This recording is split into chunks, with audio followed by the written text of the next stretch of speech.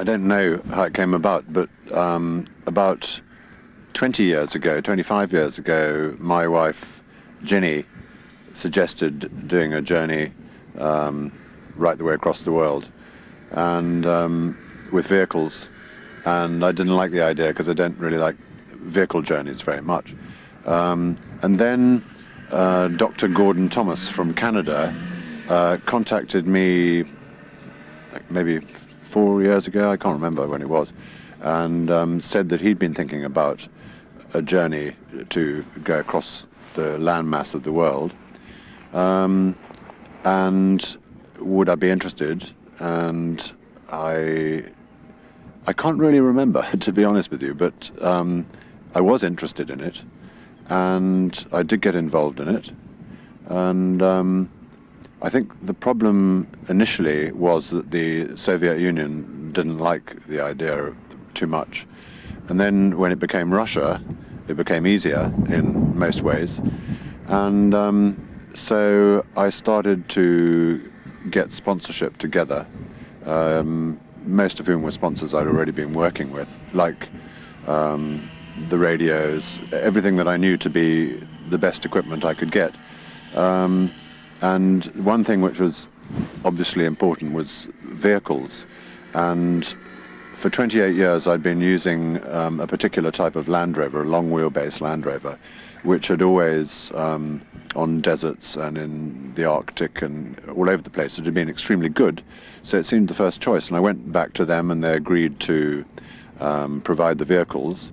And then subsequently they agreed to provide the mechanics, if we could find mechanics who were not only good at mechanics but also reasonable characters.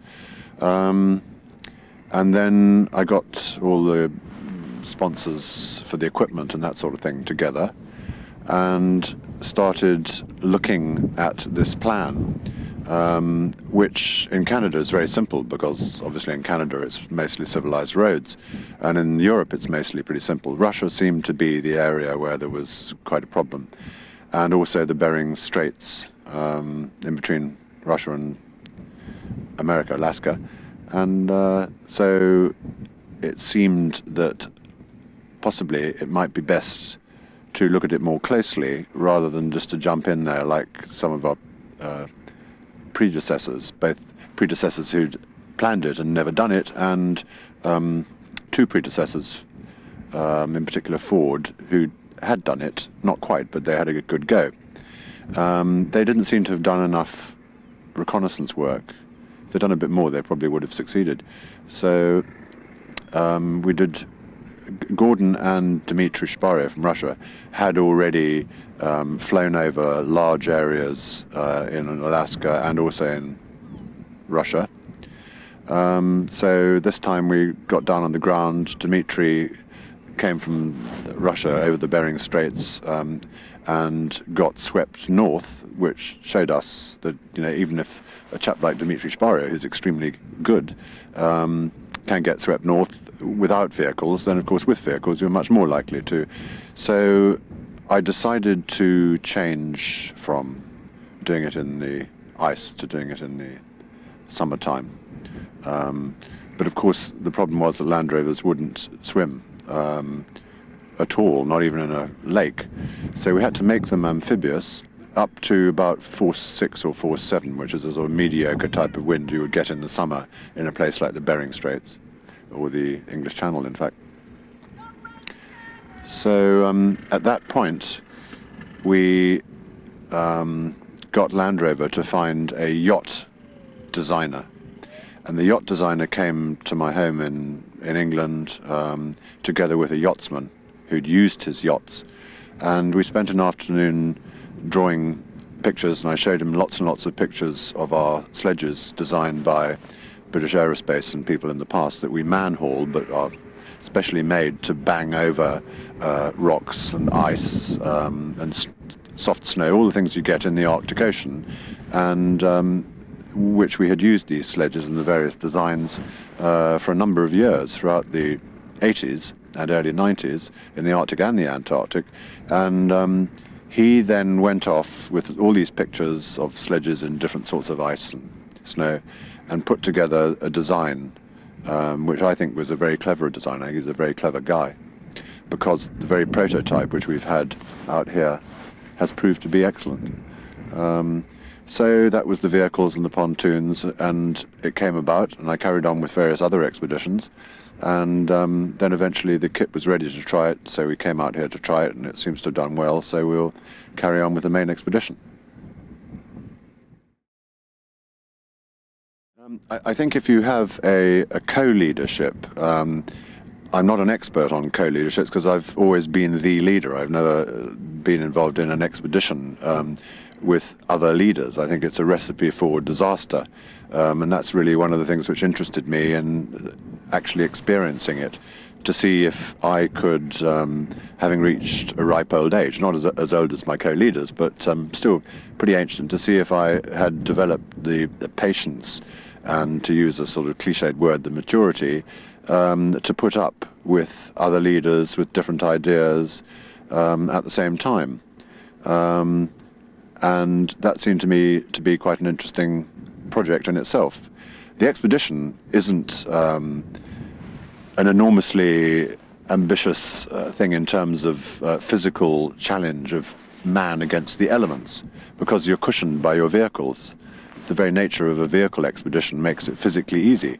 So from my point of view, this is nothing physically, but it is everything mentally, because you have got to try and curtail your natural impulses to say, oh, that's a stupid idea, you know, the way to do it is X or Y or Z, and put up with people who want to do things differently, which I've never been good at. So as I'll be writing a book about it also, I think it'll make a very interesting book, because it won't just be people plodding from A to B pulling heavy weights.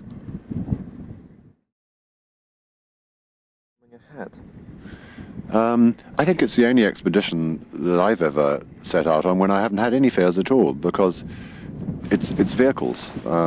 Maybe you'll have to push them out of bogs, but I can't see it having... I see it more as a very interesting project rather than an expedition. But most of the people do think of it as an expedition, a vehicle expedition.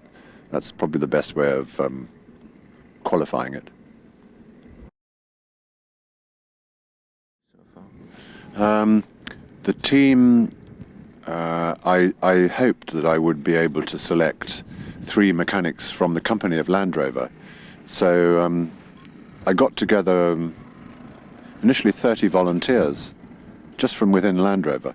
Then I set out a list of things which were to show people who were volunteering for this glamorous Land Rover expedition that actually expeditions aren't glamorous, and they've got dictators bossing them about, and they can't write books because the leaders are writing the books and all this sort of thing, and you know, the lavatories don't have chains and things which actually people who are mechanics and work in a factory don't know about, whereas the expedition people take it for granted. This got rid instantly of 20 of the 30 without me ever seeing them. The remaining 10 I went to see in a hotel in Birmingham, and I asked them a whole lot of questions, and then I rated them from 1 to 5 on a sort of grading of what I thought was good, and thought that they would then turn up at a mountain selection weekend somewhere in Britain. And me and the other British organisers, Ollie Shepherd and Charlie Burton, who've been doing expeditions for over 25 years, went up there to look at these 10 guys, but 3 of them showed up out of the original 30. So the selection to get 3, there were only 3 applicants. So one of them was, I shan't mention his name, useless, so we sacked him instantly. And the other 2 turned out to be Granville and Charles, both of whom I still rate as excellent, so very lucky indeed. Granville is from Birmingham, and Charles is from Yorkshire. I've always had, I've never wanted anyone from Yorkshire on my expeditions, but he is the exception that proves the rule. And then the problem was 3 Land Rovers, only 2 mechanics. We had to get somebody from outside Land Rover, so I advertised at the Royal Geographical Society and also the Scientific Exploration Society, and we got 40 or 50 really good, experienced people who'd done lots of expeditions, had been in the army for years, and out of that lot, Ollie Shepherd and 2 of the others from our selection team took them up on a weekend, again like the previous lot, and Charles and Granville, who we'd already selected, went up there to look at this third person from without Land Rover. And out of the 9 who eventually turned up on that weekend, they selected 3. One was a New Zealander, Steve Signal, who was with us, and as the first mechanic, and in case anyone got hurt, they chose 2 other reserve mechanics, one of whom was Mac. Mac, however, then revealed other talents as a roving troubleshooter for an expedition, and a wonderful cook, a wonderful regimental sergeant major type, perfect for handling base camps and handling everything. A really excellent character, in my opinion, and so I tried to stop him being reserve mechanic, which he'd volunteered for, and asked him if he would take over this job, and we would use the other reserve mechanic, who is a 6'6" Scotsman farmer, to be the reserve, and that is the team. Failed.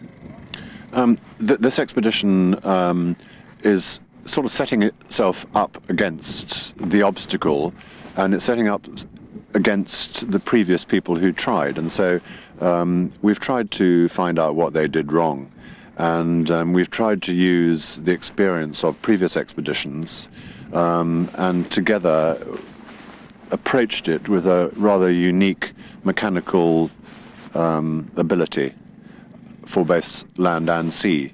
We've come up here to do reconnaissances of doing it by land over the passes in winter, and also by sea over the Norton Sound and the Bering Straits, and then right up the Yukon, using the vehicles to drive the pontoons. So we've got 2 ways of doing it over here, and I think that with an alternative to fall back on, we're better off than people who have just tried using mere 4-wheel drive vehicles without any adaptation.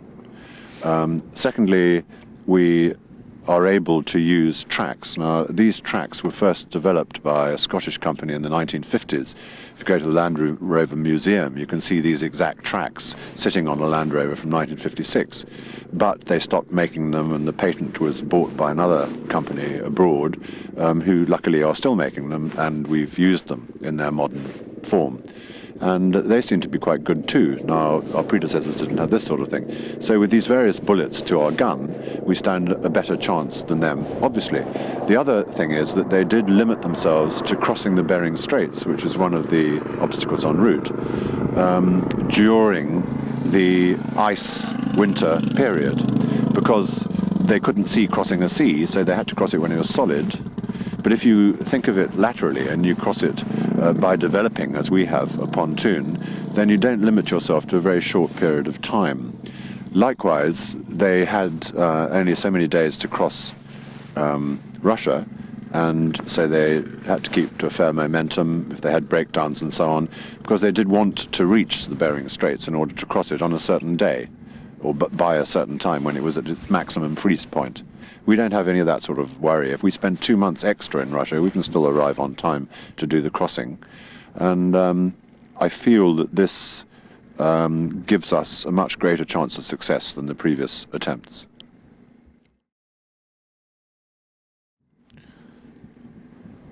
I don't think so, because we don't have any stuff like battens and ulterior wonderful aims. Probably should have, but... And I see on the Land Rover brochure it mentions all sorts of things which the environment.